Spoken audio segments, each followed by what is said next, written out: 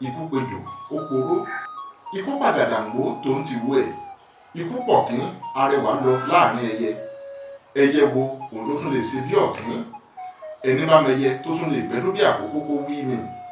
Kò sí lérè ehoro olókìtì bí ìjímèrè dà, ta lẹni tó lè bẹ́jà wẹ̀ nínú agbami?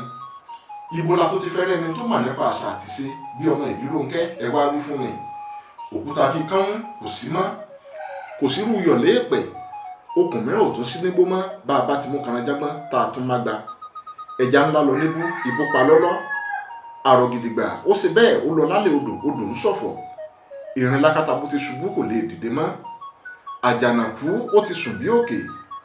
Kì í kúkú ṣe bá àgbọ̀ ti kú rí, ṣe bí baba Olúgbọ́n kú. Ikú ò ṣe wá ní kàyéfì, bàbá rẹ̀ sà ó ṣe bẹ́ẹ̀ ó rọ̀run.